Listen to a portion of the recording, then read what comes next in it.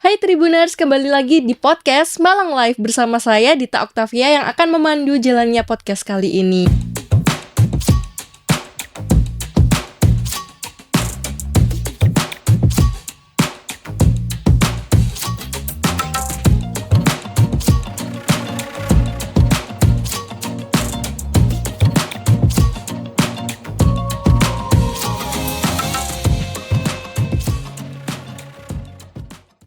Kali ini saya bertemu dengan seseorang yang sekaligus mengabdikan diri sebagai seorang kepala sekolah di Yayasan Baitul Makmur, yaitu Bapak Samsul Arifin.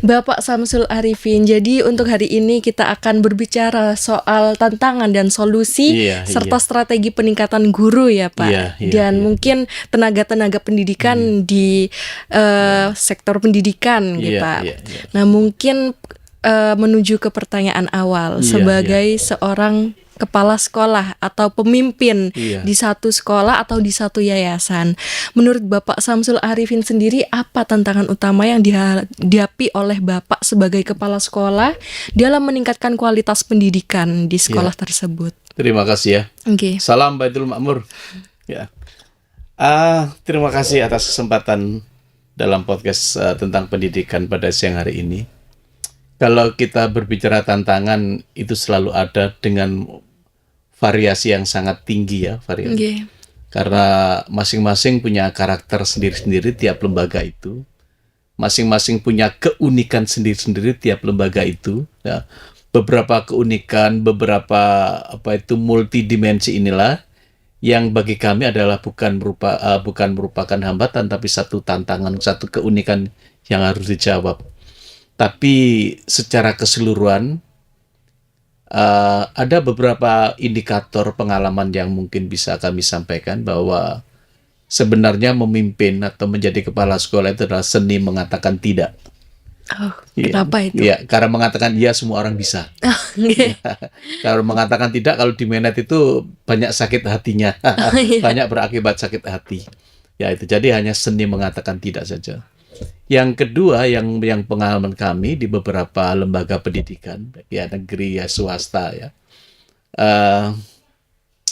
bahwa ketauladanan itu jauh lebih baik, kalau saya katakan lebih baik daripada 1000 nasihat. Ketauladanan. Sehingga kalau ketauladanan itu sudah bisa kita tampakkan menjadi pembiasaan, maka untuk merubah kondisi itu relatif bisa terbantu oleh keteladanan. Tapi kalau kita tidak mengawalinya, kita bisa tidak mentauladaninya, ya kita pengalaman sih banyak hambatan. Sehingga bukunya Ki Hajar ajarannya Ki Hajar Dewantara itu tepat sekali untuk diterapkan di semua lapisan dan semua dimensi pendidikan ya. Jadi ing ngarsa suntulodo, ing madya mangun karso tutpuri handayani. Jadi kalau ada pas di depan ya kita menjadi pemimpin. Ya, kalau ada di tengah ya kita nguyupi, kalau di belakang ya kita ngikuti. Nah, itu adalah satu implementasi leadership yang selama ini kami coba untuk tawarkan. Selain sisi lain yang dalam bentuk inovasi yang memberikan tantangan kepada guru, ya salah satu yang dominan yaitu. Jadi yang pertama keteladanan, yang kedua adalah ya seni mengatakan tidak, itu ternyata bisa, itu harus diimplementasikan. Iya, karena memang tidak gampang mengatakan tidak, karena banyak latar belakang kan ya. Heterogenitas guru dan tenaga kependidikan dengan latar belakang dengan pendidikan mungkin hampir sama. Tapi latar belakang keluarga, latar belakang lingkungan, banyak latar belakang yang membesarkan semuanya ya. Nah, ini akhirnya melahirkan perilaku yang berbeda di lapangan. Padahal kita minta standarisasi. Standar yang kami inginkan adalah, ayo kita memberikan mahkota kepada anak-anak produk dari pendidikan kita. Mahkota pendidikannya itu apa? Perubahan perilakunya anak-anak. Semulai dulu saya katakan, kita mendidik anak-anak itu adalah membangunkan mahkota bagi anak-anak. Dalam bentuk apa? Perubahan perilaku.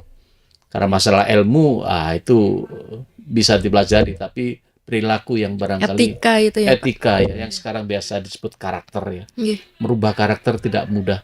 Karena anak pun mengalami hal yang sama, punya latar belakang yang berbeda-beda kan ya. Iya. Apalagi posisi Bapak ini sebagai seorang pemimpin, nggih Pak, berarti harus merangkul dari segala Betul sektor ya. gitu ya. Merangkul semua lapisan. Semua lapisan dari guru, Betul, tenaga karyawan, kependidikan, nggih. mulai tenaga pendidikan yang berpendidikan yang paling rendah, otomatis ya diajak untuk bernalar dalam dalam durasi yang agak cepat sedikit, mungkin ya agak mengalami hambatan, tapi bagaimanapun juga itu adalah variasi. Itu adalah dinamika ya. Di situ akan muncul berbagai macam persepsi, yes, biasa. Bagaimana Bapak bisa memposisikan di tengah-tengah berarti Iya, nggih Pak? iya. Makanya karena posisi itu sebagian orang mengatakan tidak mudah, bagi kami juga tidak mudah, tetapi kami punya kunci bahwa keteladanan lebih baik daripada 1000 nasihat. Sudah, itu aja wis. Nek, kalau kamu tidak mau mengerjakan, ya sudah, aku tak mengerjakan. Sampai kapan kamu meninggalkan? Kalau itu sudah menjadi kesepakatan, kita aja sudah. Oke, jadi mungkin menurut Bapak terus bagaimana cara mengidentifikasi dan mengembangkan potensi Pak untuk guru-guru sedangkan kita sebagai kepala sekolah nggih Pak, itu bagaimana cara memposisikannya dan mengidentifikasi cara yang paling efektif dalam mengembangkan potensi di guru-guru dan serta karyawan? Ya, identifikasinya memang tidak sebentar ya, memang perlu waktu ya. Karena itu menyangkut, kalau sebentar kan biasanya agak demonstrasi yang dia tampilkan di depan kepala sekolah. Tapi karena waktu yang bisa menjawab, dari waktu itulah akan tampak keaslian mereka. Dan insya Allah kami punya berbagai macam cara pendekatan-pendekatan. Tapi bagaimanapun juga saya masih mengatakan pendekatan-pendekatan yang kita lakukan itu adalah manusiawi, humanistis ya. Jadi, dan selama ini kami tidak menemukan, berharap dulu betul-betul tidak menemukan orang-orang yang yang tidak bisa dirubah untuk anak-anak. Karena memang niatnya kan memang sudah menjadi guru ya, sudah menjadi pendidik ya. Jadi maka proyeksinya akan kemana, dibawa kemana, mereka sudah tahu. Hanya mungkin keselip sekali, 2 kali itu dalam batas-batas wajar. Karena mereka juga, saya katakan tadi, dibesarkan oleh lingkungan yang berbeda. Sehingga tidak jarang berbenturan juga oleh kepentingan anak-anak yang latar belakangnya berbeda.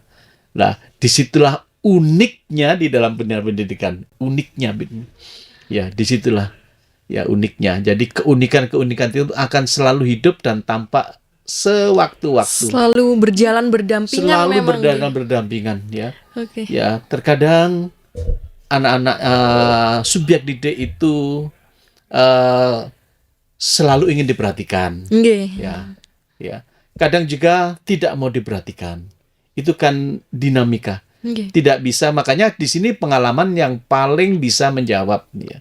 Sehingga semakin banyak pengalaman dari guru itu, semakin banyak yang dia dapatkan ya, pengalaman-pengalaman itu, sehingga dia multidimensi lah dalam memberikan pendekatan kepada anak-anak.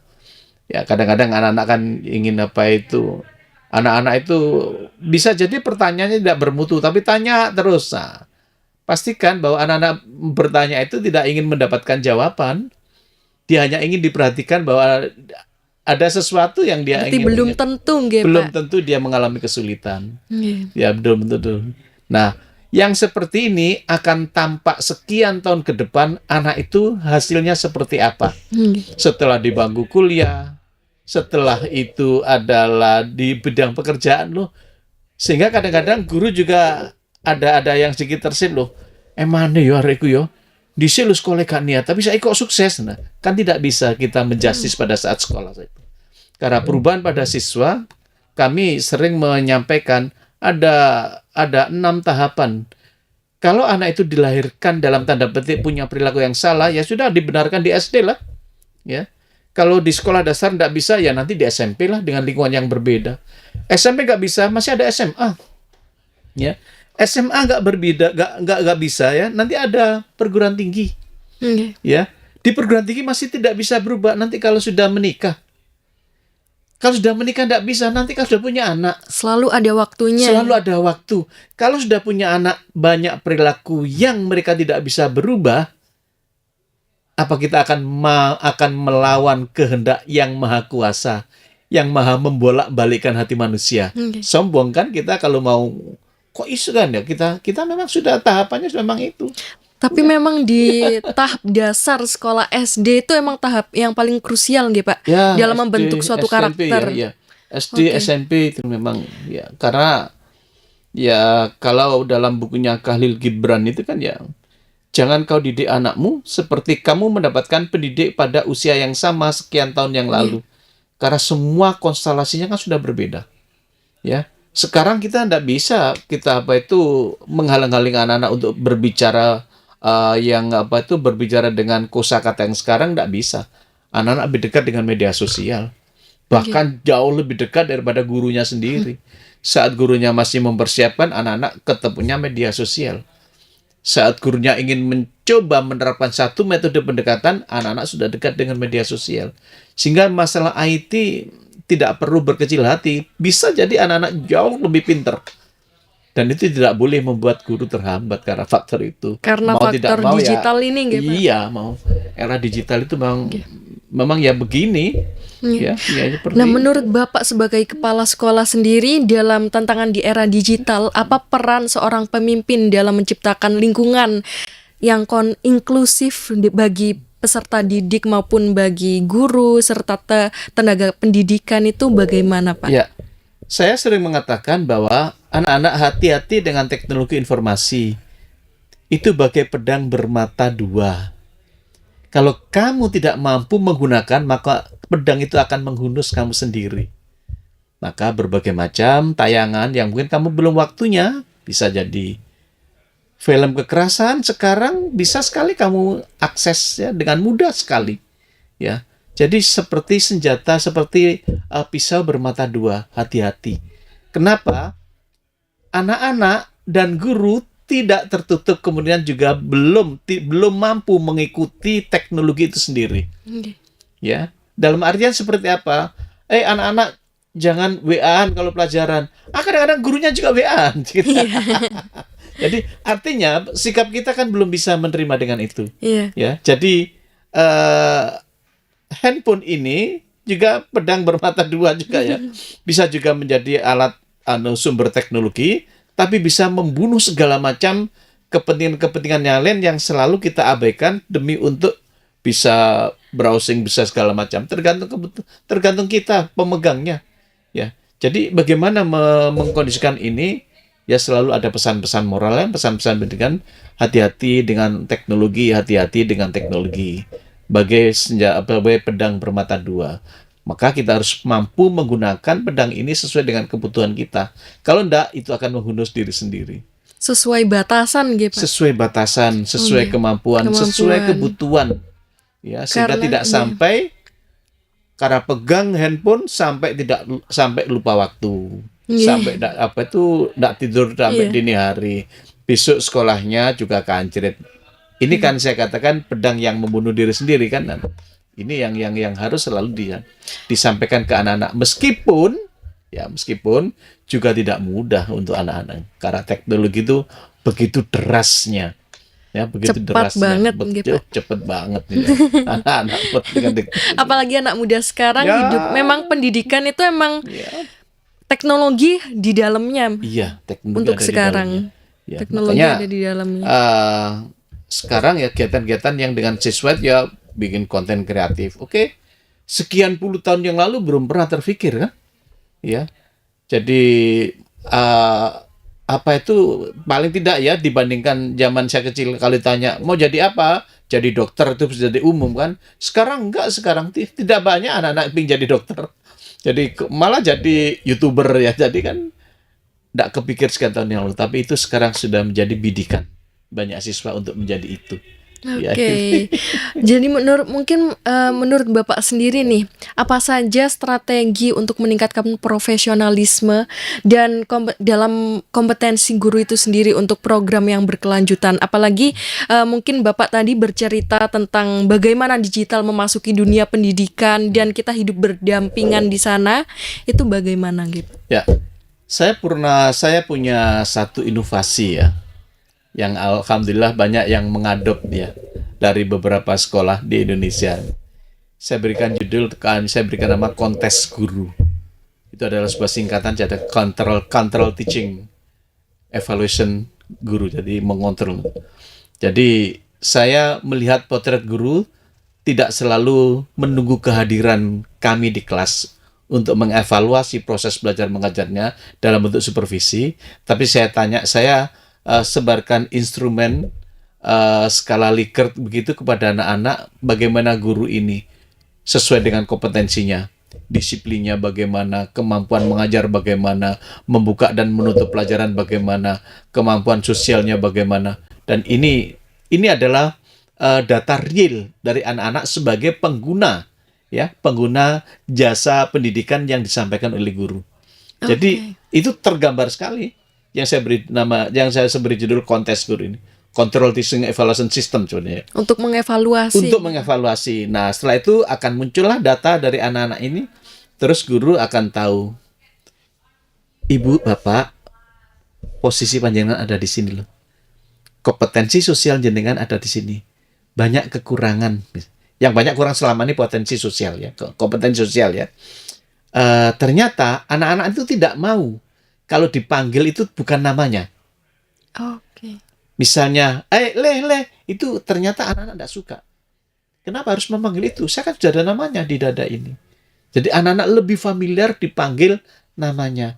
Apalagi ada anak juga nggak suka dipanggil julukannya. Sehingga kompetensi inilah yang tergambar secara jelas. Saya tidak menyalahkan anak-anak, bagaimanapun juga ini adalah data. Panjenengan mau menerima, gak mau menerima, monggo. Tapi data ini tidak bisa kita pungkiri. Dalam sains sosial, kalau ini dianggap ini tidak valid, ketidakvalidannya hanya 0,5 kok. Tapi 95% masih valid. Karena emang surveinya semua siswa secara langsung ya.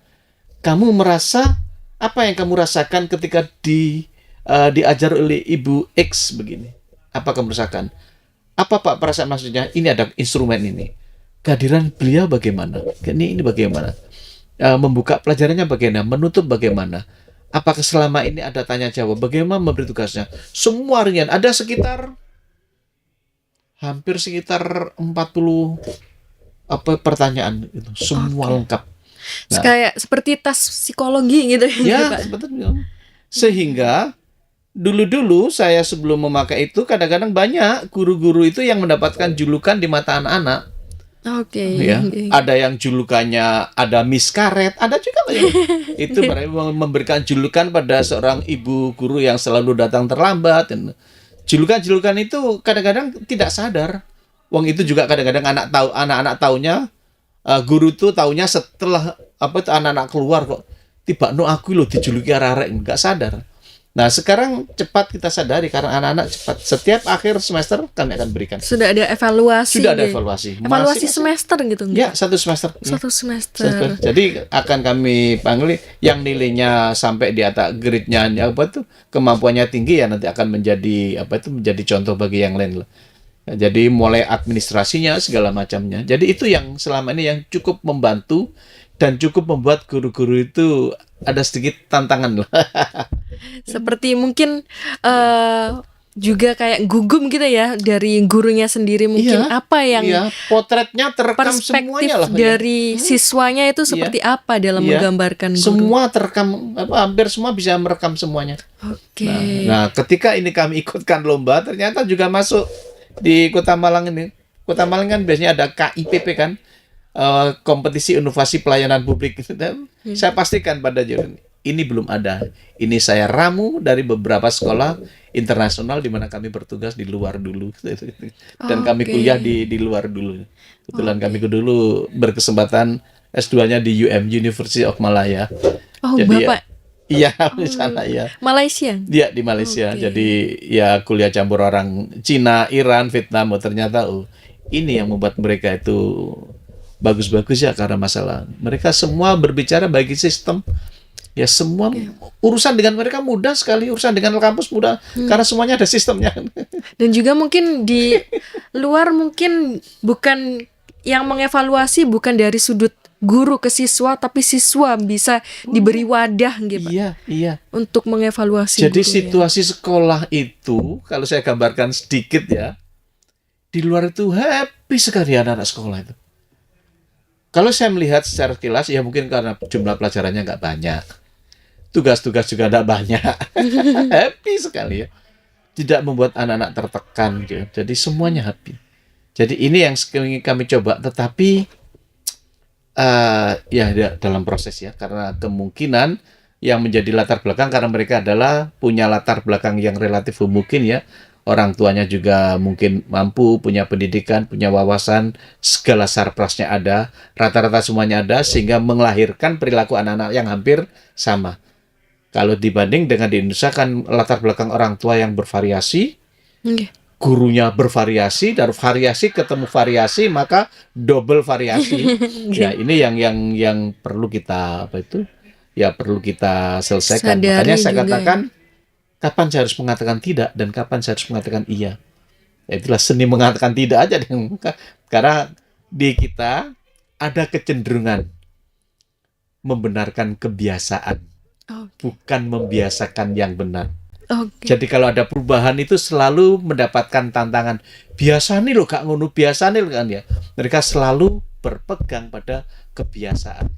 Itu yang sebenarnya lambat laun harus Padahal kebiasaan itu tidak harus diikuti. Selalu menjamin, tidak selalu menjamin. Tetapi sering itu dipakai sebagai acuan tunggal.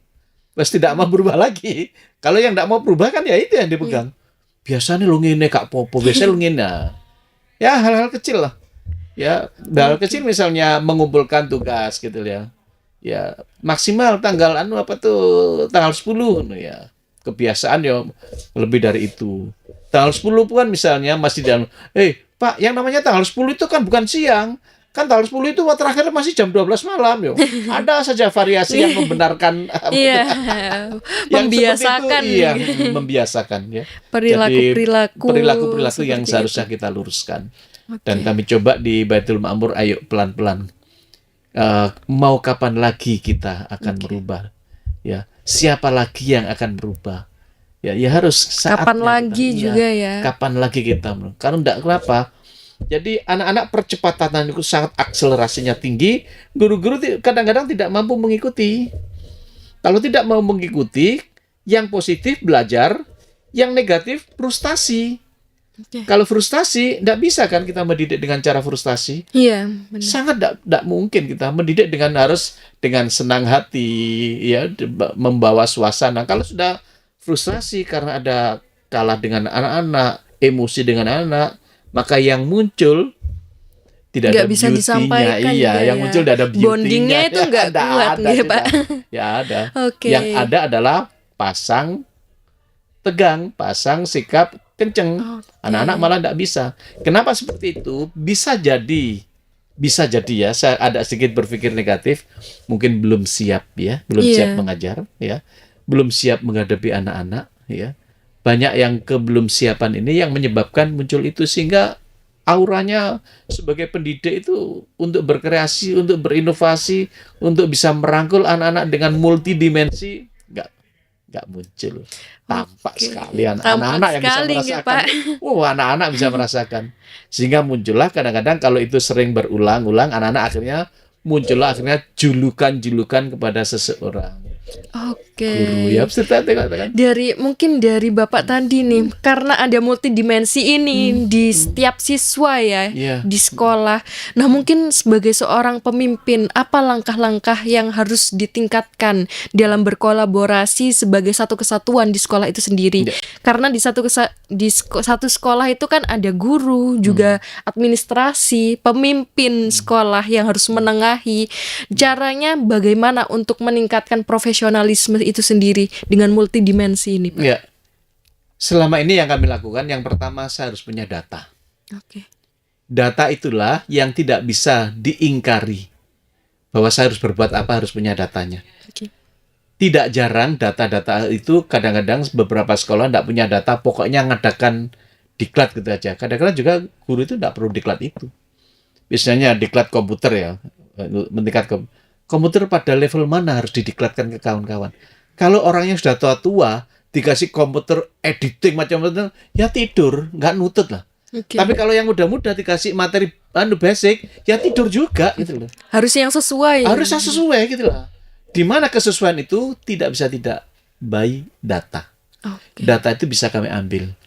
Kemampuan komputermu sampai mana? Karena ini nanti akan kami simpulkan untuk meningkatkan kompetensimu. Sehingga kami mengeluarkan uang tidak sia-sia. Kalau hanya mengeluarkan uang, ya pokoknya asal diklat Pak, yang penting ono pelatihan, ada SPJ-nya, ada bisa buat laporan selesai, tapi kan tidak efektif dan efisien. Buang-buang waktu, buang-buang segalanya lah. Tapi tidak berbanding lurus untuk kepentingan pembelajaran. Oke. Ya. Terus setelah data maka kita lakukan pelatihan-pelatihan. Ya. Pelatihan-pelatihan itu sesuai dengan data. Sehingga pada batas-batas tertentu ada tawaran-tawaran. Apakah saudara kenal yang namanya ini? Terus apa tentang ini? Oh, kalau tidak semua kenal, ya sudahlah. Mungkin kawan-kawan belum pernah tentang penampilan. Ya kita ambil ilmunya Robert Power, tetapi dengan pemateri yang lain, bukan selevel dia, untuk memberikan materi bagaimana cara ketemu orang, bagaimana cara table manner, bagaimana cara ini, dan itu kan tidak ada di yang lain. Nah, kepala sekolah untuk mendapatkan dan meningkatkan kemampuan semuanya adalah by data. Karena semua sudah bisa dibaca di sudah data bisa dibaca dari data itu. Misalnya apa yang kamu lakukan ketika kamu ketemu orang pertama kali, kan ada banyak pilihan. Pilihannya banyak yang mana? Oh ternyata pertama ketemu mereka rata-rata hanya senyum aja. Nah, maka wah ini ada yang kurang ini misalnya. Oh kita akan cari pelatihan tentang ilmu komunikasinya. Kalau ketemu barang lihat salaman, bertanya. Nah itu kan harus by data dulu. Data adalah sesuatu yang sangat penting untuk pengembangan seluruh bidang pengembangan. Oke, by data itu semua Pak. by data sudah. Kita bisa menyesuaikan pelatihan mana yang cocok untuk akademisi di sekolah. Pemerintah sudah mencoba untuk mengadakan pelatihan, tapi kadang-kadang tidak berbasis data. Misalnya seperti ini, ada sekolah tertentu tiba-tiba di-drop oleh kerjasama dengan lembaga yang punya kemampuan IT tinggi dengan manajerial yang sangat tinggi, di situ kalang kabut, maka menolak semuanya. Gak cocok ini sekolah ini, perusahaan ini cocok ini. Nah, begitu. Akhirnya ya gugur kewajiban dilakukan 2-3 hari, ya mengeluarkan uang, mengeluarkan konsumsi, mengeluarkan waktu segala macam di lapangan nggak efektif. Kembali lagi ke sebelumnya. Karena sebelumnya belum bisa berubah, membenarkan kebiasaan. Ya kembali mana nang kebiasaan? Kebiasaan itu nggih Pak. Iya, apalagi di lapangan itu kita harus tahu kondisinya seperti apa. Jadi kalau hanya sekedar, nah ini ada satu kritik ya. Makanya sering pemerintah juga memberikan sesuatu tidak by data, tapi by project. Yang penting projectnya berjalan, laporannya bisa masuk, penggunaan keuangan tidak ada penyimpangan, masuk akal dan sudah dilaksanakan, selesai. Itu tapi efektivitasnya kurang. Nah, karena apa? Tidak punya data. Sehingga sekolah di Malang ini kan ada negeri, ada swasta yang bermacam-macam ya. Itu kan punya karakter sendiri-sendiri.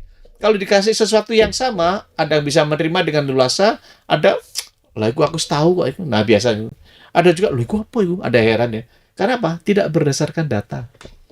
Karena kita nggak tahu juga yang karena tidak ada itu data. Kemampuannya sampai sejauh mana. Oke. Jadi semuanya data. Semuanya diatur ya, Pak. Harus ada data. Nah, menurut Bapak sendiri sebagai kepala sekolah dalam cara menelaah, memilih bagaimana cara memilih pelatihan yang cocok untuk seorang guru dalam meningkatkan profesionalisme, dan mungkin di era digital ini, menurut Bapak sendiri bagaimana pemimpin sekolah memanfaatkan digital itu dalam pelatihan-pelatihan untuk meningkatkan kualitas? Ya, platform digital untuk pembelajaran semua sudah tersedia. Oke. Yang belum tersedia saat ini adalah bagaimana memotivasi dan menyadarkan mereka akan perlunya itu untuk pembelajaran ini. Akan perlunya data. Data semuanya sudah ada. Platform Merdeka Mengajar itu sudah ada semuanya. Ada semua, Pak. Ya, bagaimana caranya untuk membuka itu sampai mengimplementasikan di depan kelas, di depan siswa. Nah, itu perlu kebersamaan. Kebersamaan apa? Kemampuan yang sama.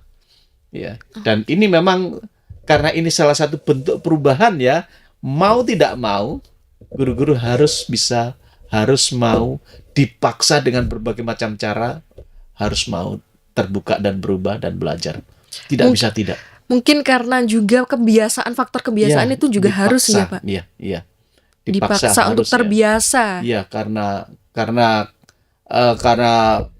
terpaksa itu karena sekali 2 kali kan. Kalau lebih kan nggak terpaksa karena sudah terbiasa ya. Karena sudah terbiasa gitu, Pak. Jadi mau tidak mau. Tetapi apa yang kami katakan ini juga bukan pekerjaan yang mudah. Ya, banyak variabelnya ya, banyak variabel. Misalnya sebuah riset ya pernah tingkat produktivitas pegawai, bisa guru bisa apa saja. Sebagian orang mengatakan produktivitas tinggi kalau gajinya tinggi. Ternyata itu tidak benar. Hasil penelitian tidak benar. Ternyata yang membuat tingkat produktivitas tinggi guru itu adalah suasana kerja, bukan gaji. Oke. Suasana kerja. Hasil riset loh ini. Diakui oleh di dunia, saya baca. Nah, tidak mudah membuat membuat suasana kerja yang mendukung produktif. Karena bisa jadi banyak orang-orang yang sangat sibuk tetapi tidak produktif. Oke. Sibuk saja, sana mobile saja. Tapi last minute apa yang dihasilkan? Nggak ada itu. Nggak banyak. Karena nggak nyaman sama mungkin gitu. Bisa jadi nyaman. Ya. Iya. Sehingga kesibukannya hanya untuk mengalihkan gitu. Mengalihkan saja. Oke. Makanya dalam kondisi yang seperti ini, kalau jumlah pegawainya sedikit, ya langsung diperintah bisa. Tapi kalau jumlahnya sudah dianggap cukup, harus dibarengi dengan perintah dan SOP. Oke. Kalau pegawainya lebih banyak lagi, maka tiga-tiganya perintah, SOP, dan keteladanan. Itu jadi satu paket. Sudah, kalau pegawainya banyak sudah, keteladanan sudah. Ya, keteladanan. Oke. Harus. Iya, keteladanan. Nah, beberapa perusahaan yang sudah tahu tentang itu, maka keteladanan itu ya bisa bisa ada. Kadang-kadang ya masalah gaji tetap ya menjadi prioritas, tapi itu bukan satu-satunya membuat produktif. Maka ada gathering itu kan dalam rangka juga mempertemukan perasaan ya, gathering gitu. Bonding ya segala macam lah. Ya, itu akan membantu tingkat produktivitas, akan menyambung perasaan. Biar nyaman itu ya. Dengan bonding dengan segala macam itu. Nah, menurut Bapak, iya. Ya kalau pegawai sedikit tadi katakan diperintah sudah semua, Kak kerja ketok. Jumlahnya dikit ya. Pada tingkat yang harus ada SOP tingkat tinggi. Pada tingkat tinggi, ya ini. Berlayer-layer ya. Karena mungkin ya nggak dibungkir juga nggih Pak, karena banyaknya akademisi itu nggih Pak yang harus mengikuti peraturan yang ada. Betul, maka apalagi SOP itu salah satu ya, bukan satunya. Itu yang bisa mengontrol. SLP dibarengi dengan fakta integritas. Jadi kalau kita membuat satu justifikasi pada seseorang, sebenarnya bukan menjustifikasi. Ini loh kamu sudah kontrak prestasi dengan kami. Karena kontrakmu seperti ini loh. Saya kok didapat sanksi. Loh, saya nggak memberi sanksi. Kamu yang sudah menyepakati ini akan dilakukan. Ini loh ada di kontrak prestasi. Sesuai awal sudah. Itu semuanya bisa mengatasi. Tapi tidak semudah itu bisa kita lakukan. Ada unsur kemanusiaan, ada unsur kedekatan, ada pertimbangan dia akan cari pekerjaan, banyak variabel. Variabel X-nya ini variabel banyak X-nya banget. itu kalau berjajar itu juga jadi penghambat. Pada sisi lain bisa jadi motivasi, tergantung kita bagaimana menggunakan variabel-variabel yang tidak satu rangkaian tadi. Yang tidak masuk di struktur Iya, itu masuk nggih, di Pak. struktur itu. Oke, menurut Bapak sendiri nih, bagaimana apa saja sih indikator-indikator keberhasilan bagi seorang pemimpin di sekolah? Menurut Yang Bapak? pertama, saya masih tetap gaji itu iya, tapi tidak masuk di dalamnya. Jadi kalau diterjemahkan agak susah.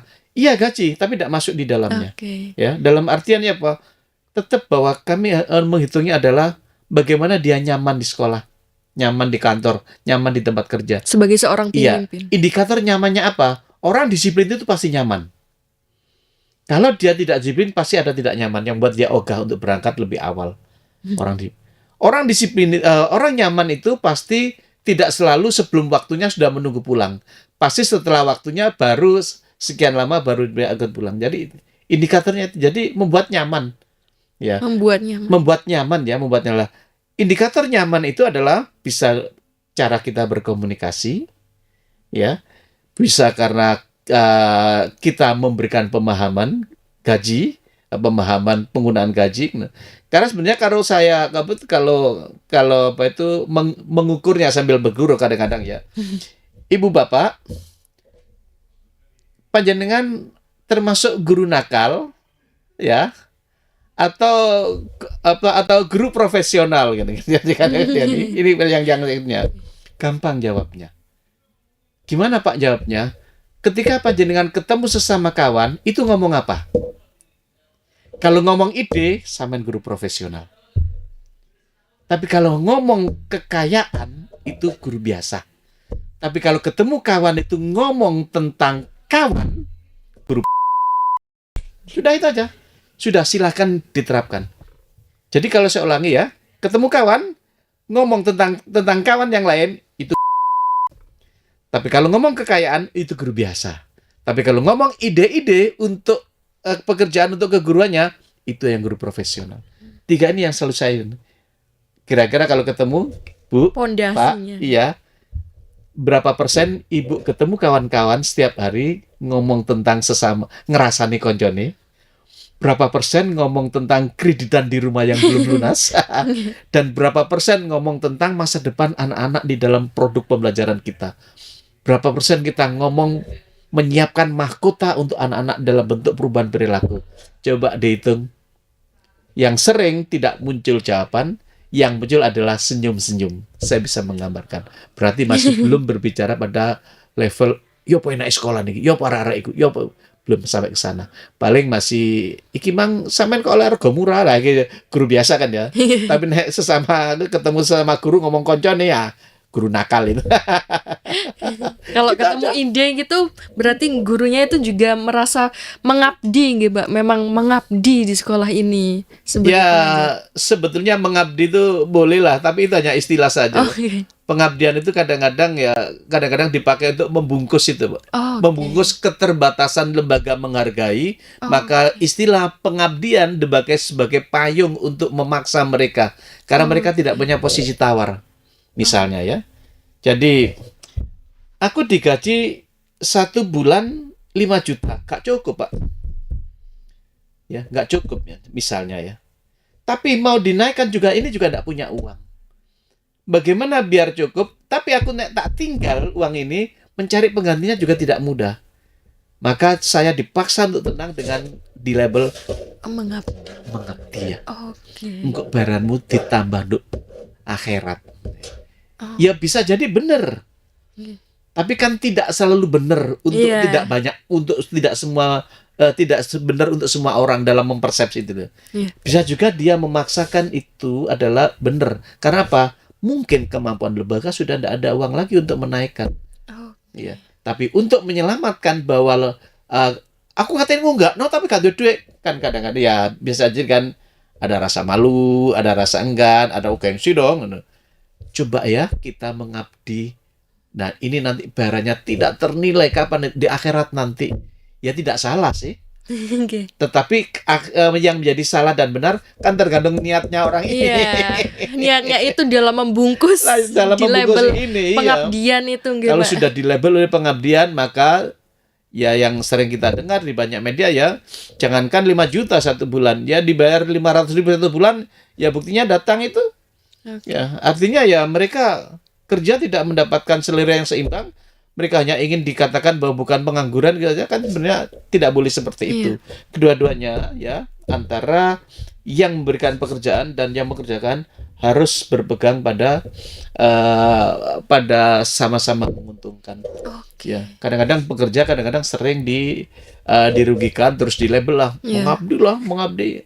Ya tidak salah ya istilah itu. Kenapa harus diungkap? Bisa jadi sakjane aku ya kepingin mundakno, tapi gak ono sing tak gawe ngono.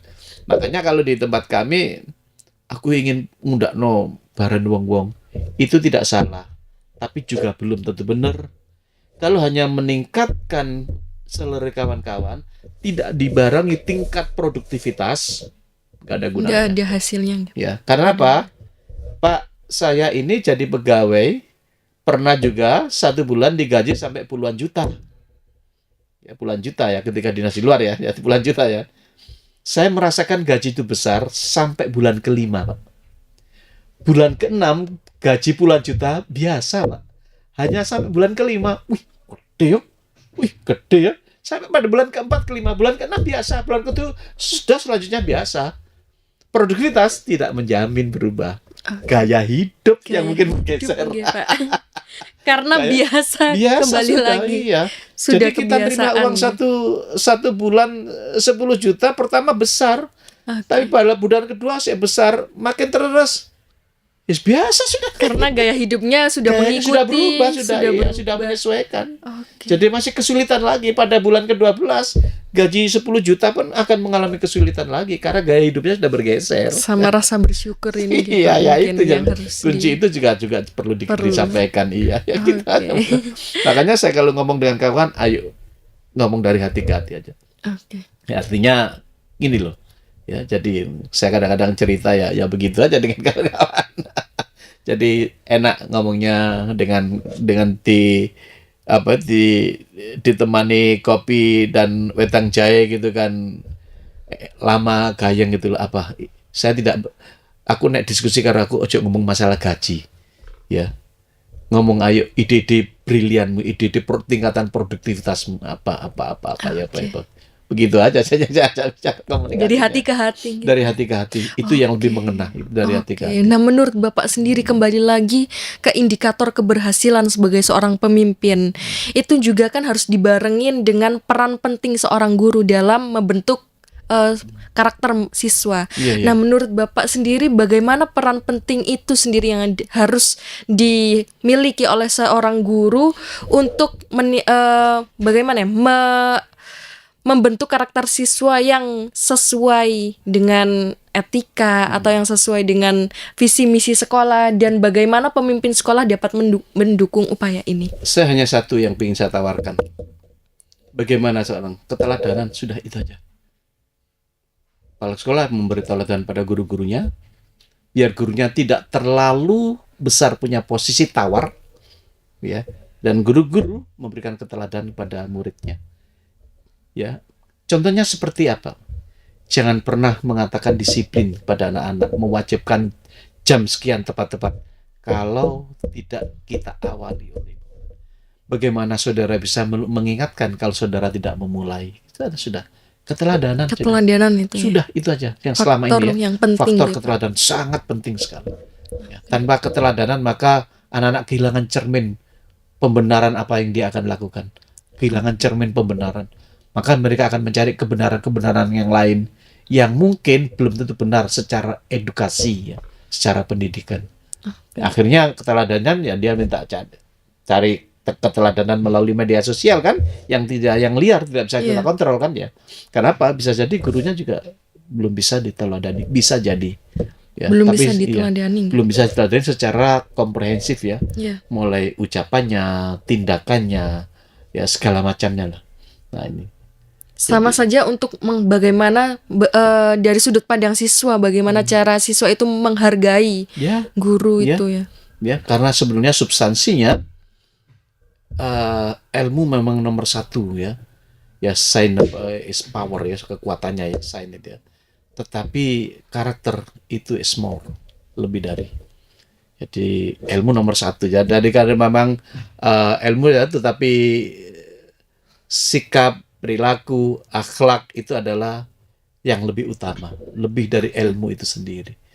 Jadi kalau berangkat dari itu, berarti ilmu akhirnya tergradasi di nomor 2. Kenapa? Karena ilmu yang kami sampaikan tadi bisa dicari di mana-mana. Iya. Ya, di YouTube ada.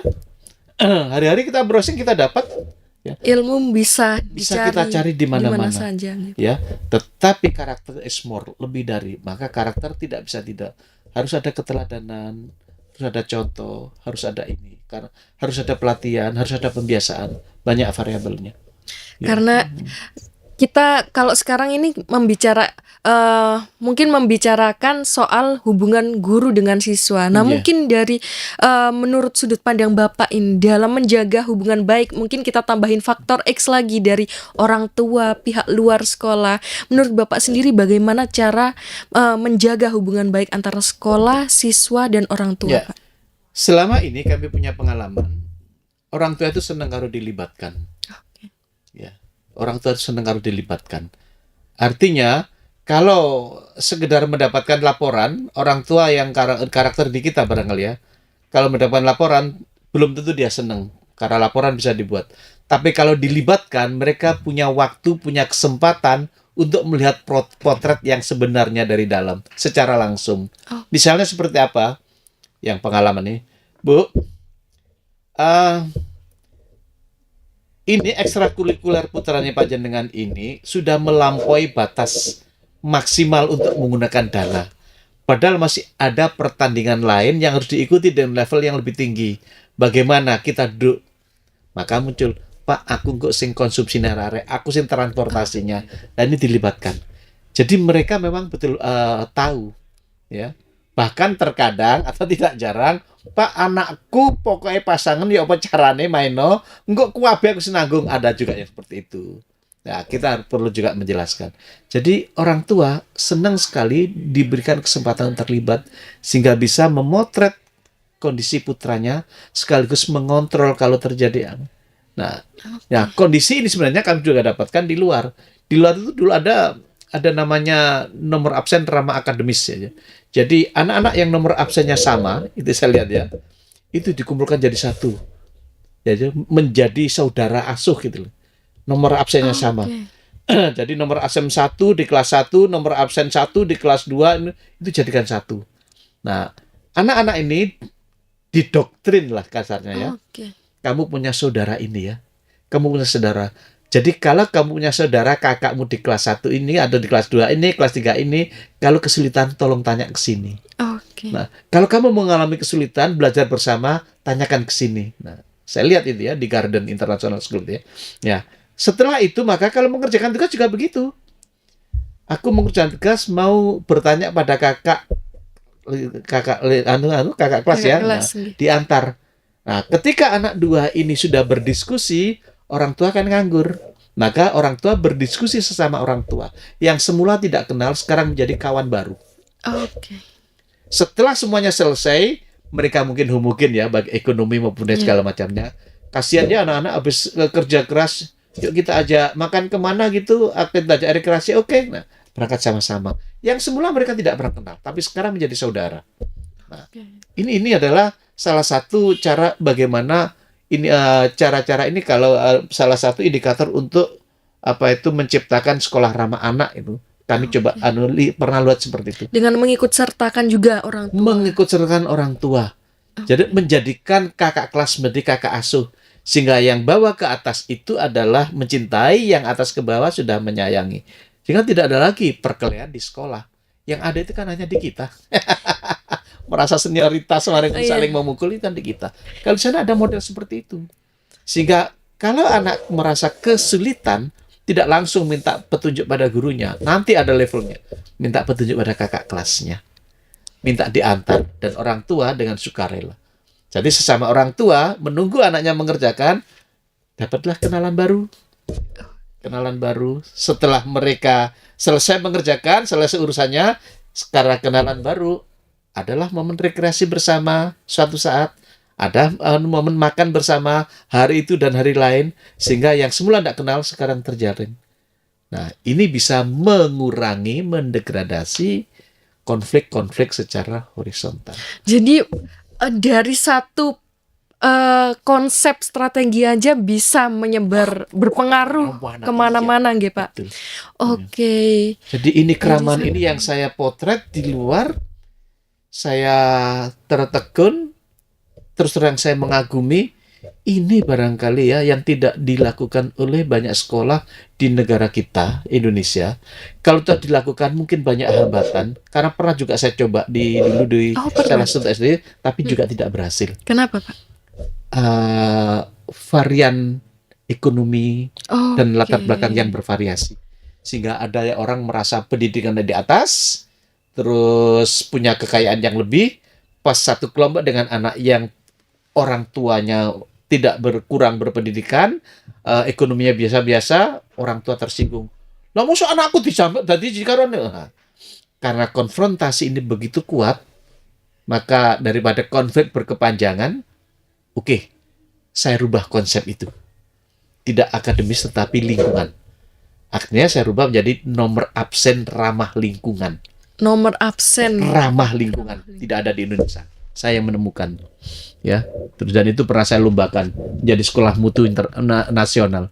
Jadi anak yang nomor absennya sama, tak gabung jadi satu dengan nomor absen di kakak kelasnya, tak serai sepetak lahan.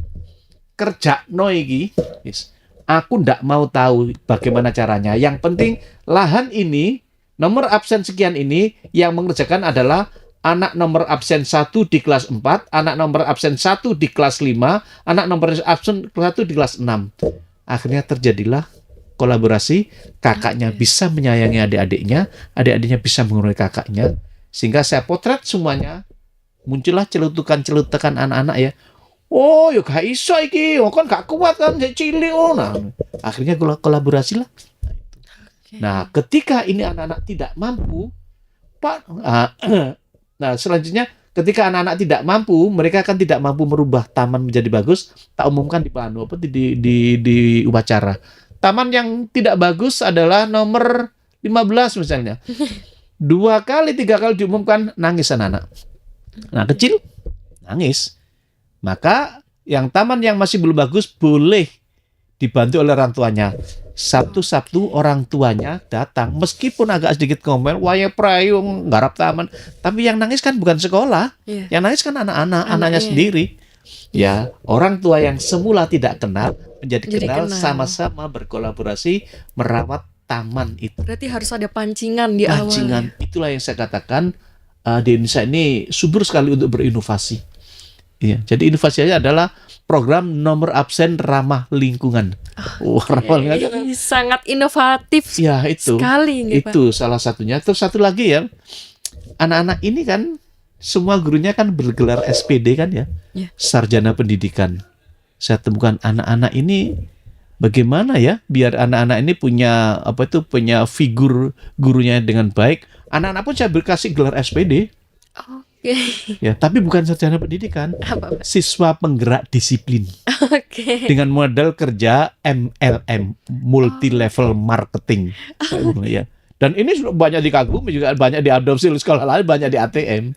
Jadi mereka yang ada di upline, setiap minggu saya jatah 2 downline saja untuk diajak bisa jadi disiplin. Terus gitu. Tapi emang siswa itu sangat suka ya Pak dikasih label. Ada kayak pangkat ya. Betul. Yang diterima. Dan tidak itu saja, mereka yang berhasil melebihi target, mereka saya izinkan untuk hari Jumat tidak perlu pakai seragam. Mereka pakai t-shirt yang saya sediakan. Logo sekolah saya tulisi siswa penggerak disiplin. Wah, mereka anak. Jadi mereka berebut mencari downline sebanyak-banyaknya. Sangat ya.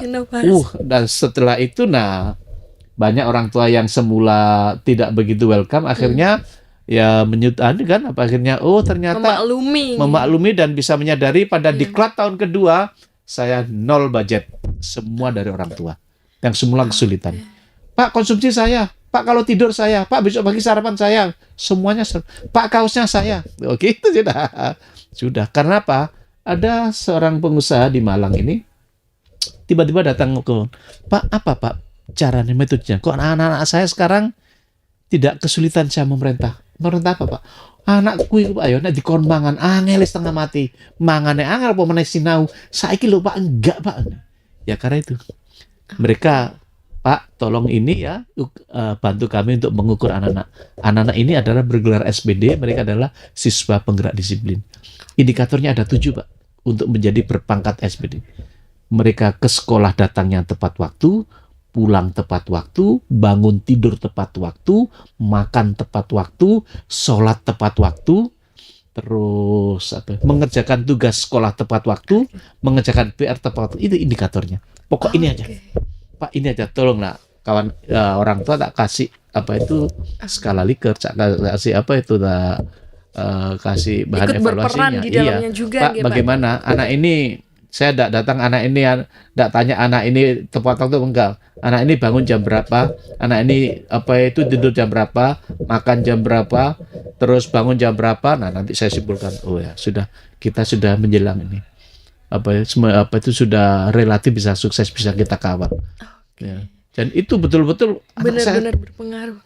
Dikasih apa Pak? Anak saya kok menurut sekarang semuanya saya tidak merintah Pak, tepat waktu semuanya. Ya itu Pak, saya punya program itu. Nah. Itu salah satu inovasi. Ya, salah satu inovasi yang mungkin ini bisa dan perlu diterapkan untuk akademisi-akademisi di Indonesia, diharapkannya ya. Kalau pada lihat saya kan bercimpung di sekolah. Tapi kalau untuk di kampus itu yang cocok itu adalah sebetulnya program kontes guru ya, Control Teaching Evaluation System itu saya adopt dari istilah saya kuliah dulu, ada C-Test, Control Teaching Evaluation System. Itu mengevaluasi dosennya, kemampuan IT-nya bagaimana, kemampuan disiplinnya bagaimana. Nah, setelah itu share ke rektorat. Mungkin dimodifikasi. Saya modifikasi setelah datang di Indonesia sesuai dengan kondisi lahan di Indonesia. Sekali Pak Samsul ini ya.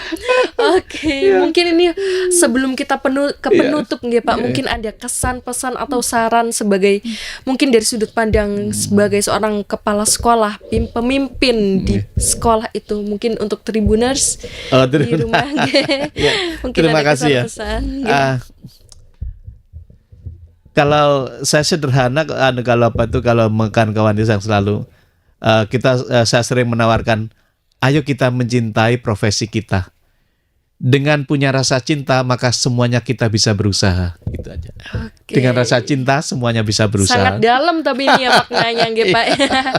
Terima kasih Pak Samsul sudah datang di podcast kami. Dan terima kasih Tribuners karena telah menonton podcast kami yang kali ini. Dan jangan lupa untuk menonton ke podcast kami yang lainnya. Sampai jumpa. Download Tribun X sekarang. Menghadirkan lokal menjadi Indonesia.